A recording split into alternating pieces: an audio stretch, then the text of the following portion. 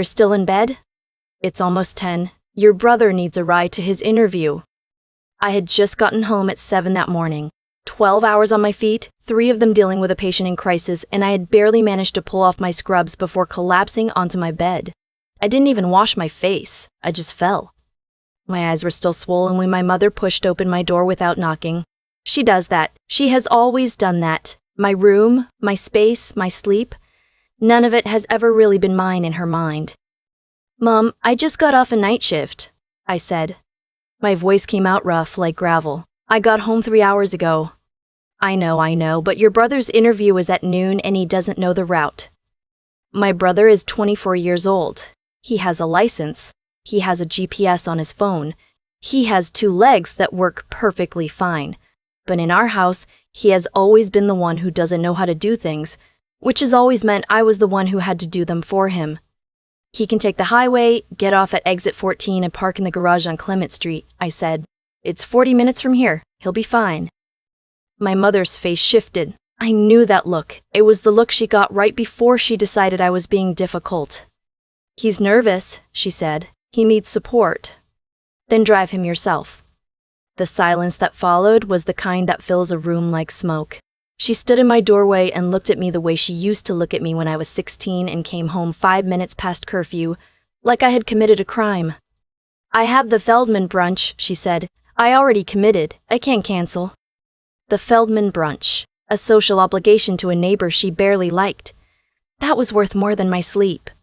I pulled my blanket up and turned toward the wall. "Mom, I'm sorry. I can't. I need to sleep." She left. I heard her footsteps go down the hall, heard the low murmur of her voice talking to my brother, heard the refrigerator open and close. I thought it was over. I thought she'd handled it, or that my brother had figured it out like any functioning adult would. I was almost asleep when my father opened the door. He didn't knock either. Another rule in our house, my door was just a suggestion. "Get up," he said. I rolled over and looked at him standing there in his weekend clothes, coffee mug in hand, completely unbothered by the fact that his daughter had worked through the night and was trying to sleep. "Dad, I just did a 12-hour shift. I got home at 7. "I know when you got home. I heard you come in." He took a sip of his coffee. "Your brother has an interview today. This is important for him. Then he should drive himself. He's anxious about it. He's 24. My father set his mug down on my dresser, right on top of a book I'd left there. He didn't look for a coaster. He never does. "You know what your problem is?" he said. "You've always been like this, always thinking about yourself first. Your mother and I sacrificed a lot for this family. The least you can do is show up when your brother needs you." I sat up. The room was still dark because I had blackout curtains, a small mercy I'd bought myself after starting night shifts. My whole body ached. My feet hurt. The backs of my calves were tight. I had a dull headache that started somewhere behind my right eye. "I worked until 7 in the morning taking care of other people," I said. "I would like 6 hours of sleep. That's not me being selfish. That's me being a person." My father picked his mud back up. "Get dressed, be ready in 20 minutes. He walked out. I sat on the edge of my bed for a moment. I could feel the exhaustion in my bones, the specific kind that comes after a long night shift when your body has been running on adrenaline for hours and then suddenly has nothing left. My uniform was still in a pile on the floor because I'd been too tired to put it in the hamper. My badge was clipped to the collar. I had a name tag that said my credentials and the name of my hospital, and I had worked hard for every letter on it. I was not going to drive my brother to his interview. I went to the bathroom, splashed water on my face, and went to the kitchen to get some water because I'd forgotten to hydrate before sleeping. A rookie mistake. My brother was sitting at the kitchen table eating cereal and looking at his phone. "Hey," I said, "you okay?" He shrugged. "Kind of nervous." "You know how to get there, right? Highway, exit 14, park on Clement." "Mom said you were taking me." "I just got off a 12-hour night shift." He looked up from his phone for the first time. "Oh." That was it, just, "Oh." Not, "It's fine, I'll figure it out." Not, "I didn't realize, get some sleep." Just, "Oh," and then back to his phone. My brother has always been like that. Not mean, exactly. More like someone who has never had to consider that other people have needs too, because someone has always made sure he didn't have to. I went back to my room. I drank my water and lay back down and closed my eyes. 20 minutes later, my mother was in my doorway again. This time she wasn't asking. "You're really going to do this?" she said. It wasn't a question. "Mom, I need to sleep. After everything we do for you, you live in this house, you eat our food. The very least, you could do is help out when your family needs you." I helped out last Tuesday when I picked him up from his friend's place at 11 at night. I helped out when I covered his car payment in March because he was short. I help out constantly. I just can't do it today because I am exhausted. You always have an excuse. I closed my eyes. Please let me sleep. She went quiet. I heard her breathing in the doorway. Then I heard her take one step into my room, and I thought she was going to say something else. Something sharp. Something I would have to respond to. And I just didn't have the energy. What I did not expect was for her to grab my blanket and pull it off me. I sat up. The air in my room was cold without it, and I was still in the thin long-sleeve shirt I'd slept in. "Mom." "Get up," she said. "Now. Give me my blanket back." She dropped it on the floor. I handed it back. Dropped it. Then she crossed her arms and stood there. I looked at my mother standing in my room in her brunch outfit, her hair done, her earrings in, and I thought about the 12 hours I had just spent on my feet. I thought about the patient we coded at 4 in the morning. I thought about the drive home in the dark, and the way I'd sat in the parking lot of our neighborhood for a few extra minutes, because I just wasn't ready to come inside yet. "Mom," I said, very carefully, "I need you to leave my room. This is my house." "I know, and I need to sleep, please." She picked up the blanket from the floor and walked out of the room with it. She took my blanket. I sat on my bare mattress for a long moment. My hands were in my lap. I was so tired I felt like I might cry. Not because I was sad exactly, but because my body had nothing left. And being in that state while someone took your blanket and told you that you were selfish is a very specific kind of awful. I heard the front door close. My brother had left. She must have figured something out, called my dad something. I didn't know. I sat there on my mattress for another minute. Then I got up, went to the hall closet, took the spare blanket from the shelf, and went back to bed. I slept until 4 in the afternoon. When I woke up, I lay there for a while staring at the ceiling. There was a water stain in the corner that had been there since I was a teenager. I used to lie in this exact spot and make shapes out of it. The way you do with clouds. I was 31 years old and I was still in the same bedroom looking at the same water stain on the same ceiling while my family treated me like I was a problem to be managed. Something settled in me that afternoon. Not anger exactly, more like clarity. I had been working as a registered nurse for 6 years. I had a steady income and a decent credit score, and I'd been putting off getting my own apartment for 2 years because I kept telling myself I was saving money. But the truth was more complicated. The truth was that leaving felt like abandonment. And in our family, abandonment was the worst thing you could do.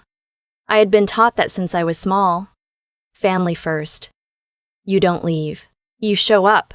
You sacrifice. You stay. I had been staying. I opened an apartment search on my phone while still lying in bed. I had looked casually before, the way you look at things you want but tell yourself you can't have yet. This time I looked differently. I put in my actual budget.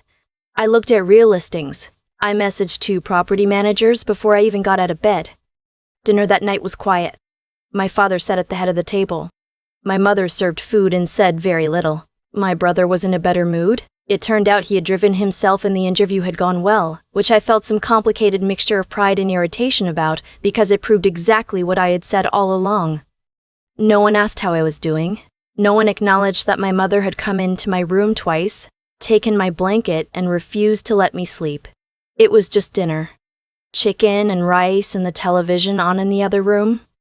I'd lived inside that silence my whole life and called it family. I found an apartment 3 weeks later. 1 bedroom, 2nd floor, in a building 20 minutes from the hospital. It was more per month than what I was paying at home, which was a reduced amount I had been contributing toward utilities and groceries. The new place was not cheap, but it was mine. I had done the math. I had the income. I had the credit. The only thing I had been missing was the decision, and I had made it. I told my parents on a Sunday, We were having coffee in the kitchen and I just said it plainly, the way I had been practicing in my head all week. I found an apartment. I'm moving out at the end of the month. I wanted to let you know. My mother put down her mug. You're leaving, she said. I'm getting my own place, yes. Because of the blanket. The way she said it, like it was a small, petty thing I was blowing out of proportion. Because I'm 31 years old and I need my own space, I said. That's it. My father looked at me over the rim of his coffee cup. You realize what this means for the house expenses. I pay reduced utilities and split groceries, I said. You'll be fine. That's not what I mean. Your mother can't do everything on her own. There are things that need to be handled. I understood then. Not the blanket, not the sleep, not any of it. What they had been managing all along was the fact that I was useful. I drove. I helped. I covered costs when my brother was short. I was available at 11 at night and 7 in the morning, and every stretch of time in between. I was not a daughter in their house. I was infrastructure. You'll figure it out, I said. You always do. Moving day was a Saturday. I hired 2 movers, and I was done in 4 hours. I didn't take much. Mostly my clothes, my books, my grip, the things that were actually mine. I left my bedroom furniture because it had always been the house's furniture anyway. I packed my car and loaded the truck, and I stood in the doorway of that bedroom one last time and looked at the water stain on the ceiling. I didn't feel sad. I thought I would, but I didn't. I felt the way you feel when you finally put down something very heavy that you've been carrying for a long time, and you have forgotten how heavy it was. My mother hugged me at the door. It was stiff, the way our hugs have always been. My brother waved from the couch without getting up. My father walked me to my car and told me to drive safe, which was the most neutral thing he could have said, and somehow that neutrality stung more than any of the other things. I drove away. My apartment was bare for the first 2 weeks.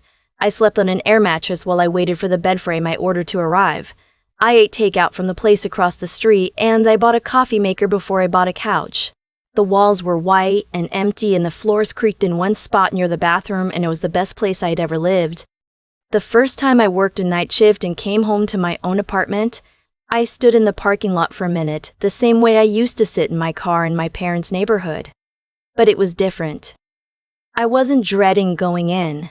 I was just taking a moment because I wanted to, and then I went upstairs and I made myself a glass of water and I got into my actual bed with my actual blanket, and I slept until I was done sleeping. No one opened my door.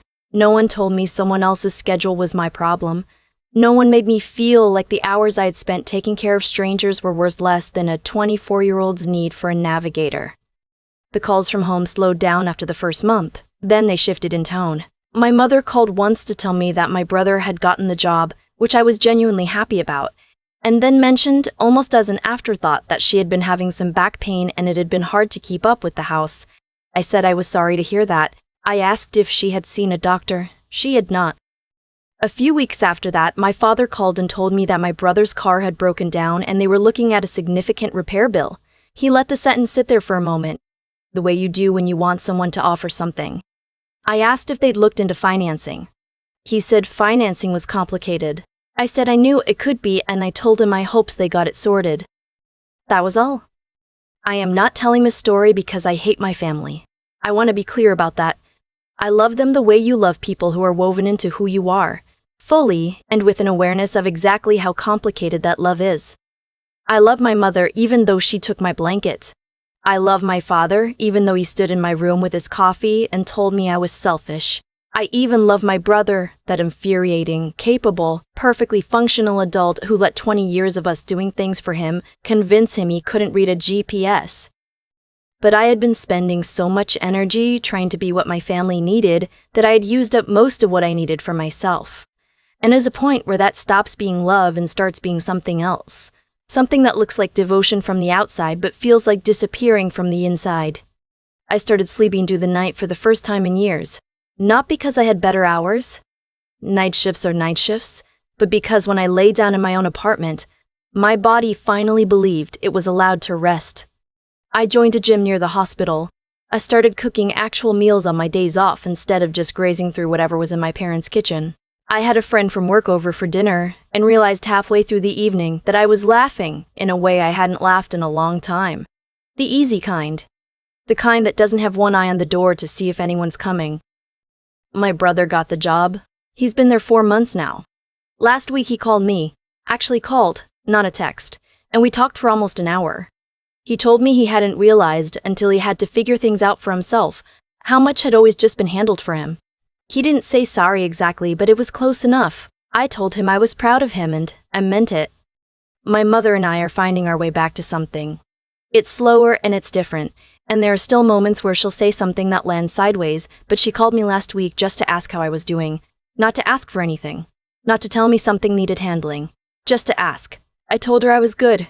I told her about the gym and the cooking and the bed frame that had finally arrived and how good it was to have an actual bed. She laughed a little. I laughed too. My father is my father. Some people don't change and some things you just stop waiting on. But I'm in my apartment right now, on a Tuesday afternoon, with the afternoon sun coming through the window and a cup of coffee on the table beside me and nowhere I need to be for the next 8 hours. I have a blanket on my lap, a good one, a weighted one I bought for myself 2 months ago, and no one in this world is gonna come and take it from me. That's the price they paid, not catastrophe, not collapse, just me, finally, here. I still think about that moment on the bare mattress sometimes, not with anger anymore. More like recognition. The blanket wasn't the point. It was never about the blanket. What my mother did when she pulled it off me and dropped it on the floor was show me, clearly and without any room for interpretation, exactly where I stood in that house. And what my father did when he stood in my doorway with his coffee and told me I'd always been selfish, that landed somewhere deep, in the part of me that had spent years trying to be enough. The thing about cause and effect is that it's quiet. It doesn't announce itself. Nobody in my family woke up that morning intending to lose me. My mother thought she was solving a logistics problem. My father thought he was reinforcing family values, but what they were actually doing, action by action, year by year, was teaching me that my rest didn't matter, my health didn't matter, my time didn't matter. As long as someone else's needs could be met with my body and my car and my paycheck. And when you teach someone that long enough, one of two things happens. Either they believe it or they stop. I stopped. That's not a dramatic thing. It didn't happen in a single moment of rage or rebellion. It happened quietly on a Tuesday afternoon when I woke up on a spare blanket and opened an apartment search on my phone and actually looked at it this time. That was the moment that mattered. Not the argument.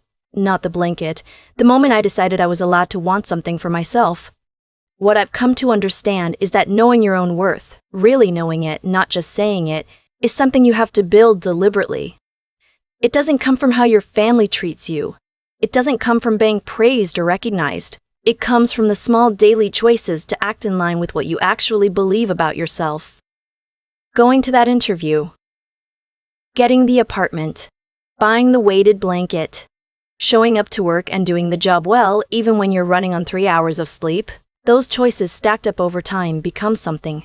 They become a life. My brother called me last week and it was the first real conversation we'd had in years. He said things I didn't expect him to say. He's figuring it out. There's something in that. The way the people around you sometimes grow when you stop absorbing everything for them. I didn't leave to punish anyone. But I think by leaving created a space where things could finally shift. I'm in my apartment right now. The sun is coming through the window the way it does on Tuesday afternoons, and there's a cup of coffee on the table and a blanket on my lap that no one is going to take from me. I worked hard for this quiet. I made choices that were difficult at the time and obvious in retrospect, and I kept going even when it felt like I was choosing myself against everyone I loved. Turns out those two things don't have to be opposites. You can love people and still leave a situation that's using you up. You can want good things for your family and still decide that you are also worth taking care of. That's not selfishness.